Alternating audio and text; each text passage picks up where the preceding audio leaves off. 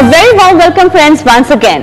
Today we have with us our expert Jaideep Singh Chowdhary, Program Head, T.I.M.E Private Limited. Let's continue our discussion regarding admission process in foreign universities. Well, Jaideep, tell me one thing. How is the admission process different from the admission process out here in India? That's a fabulous question you asked, Shweta. See, in India we are all used to being, we don't get recruited, a number gets recruited. So we are all selected for whatever course it might be on the basis of a number. It may be a rank or a percentage. All right. However, in the US, the whole system is very different. They believe in letting people study those subjects that they want to study. So therefore, it's possible for a student to study English literature and physics simultaneously. All right. All right. That combination is impossible in India. Right. Another thing is your past education does not limit your future education. So in India, once you've done your BCom, you can only do an MCom or an MBA or a CA.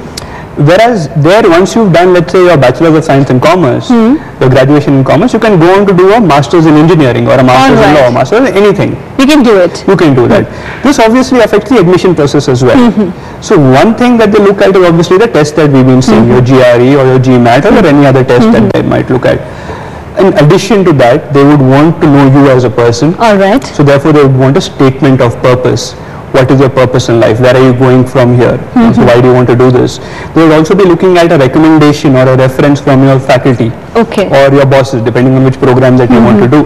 They'd also be wanting to look at what kind of person are you? All right. Okay.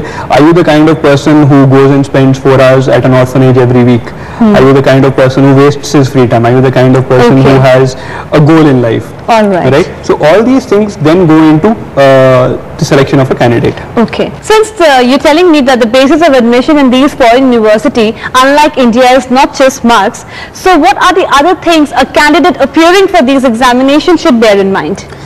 Not just for appearing for the examination, but candidates should keep in mind that their overall personality matters. All right. So in the statement of purpose, for example, they are supposed to highlight their past life so far, in the sense what have they achieved, what do they do.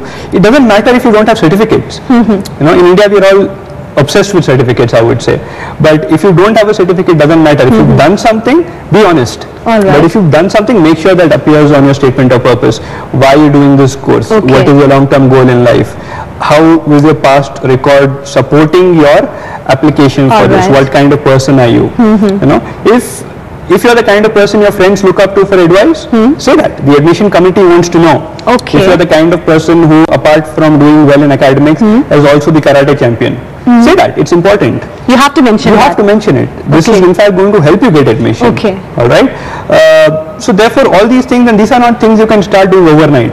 It's not that, okay, next year I want to apply for the GRE, so therefore this year I'll start joining karate class. No, it doesn't work, So therefore, it's a continuous process. It basically reflects your personality. It reflects your personality, and I would suggest parents should encourage extracurricular activities, not just limit students to books, because regardless of whether you go abroad or not, a personality helps. An extracurricular activity always helps enhance one's personality. Absolutely, yes. So it is very much important to write an SOP, you mean to say, a statement of purpose. It is essential. Without that, your application will not be processed. All right. All right. So it's an integral part of the application process. Statement of purpose takes almost about 2 to 3 months to write. If you are doing a good job at it, if you're doing an honest job at it, because it's going to take many revisions. The reason it's so important is that, look, this is the only opportunity a candidate has to talk directly to the admissions committee. And are there limited characters within which you have to express yourself? It will depend from university to university, but pretty much 1.5 pages, so about 1,000 words is what one should be looking at. And what are RECO letters? RECO letters is the short form for recommendation letters or letters of recommendation as they're called. These are to be written by your professors. Each university requires 2 for the GRE. If it's for the MBA that you're applying, the GMAT, then you would need to have 2 from your bosses or somebody at work. Essentially, a RECO letter talks about you as a person in comparison with your peers. So out of his class of 50 students, I would rate this candidate to be in the top 5. One, it's a comparison.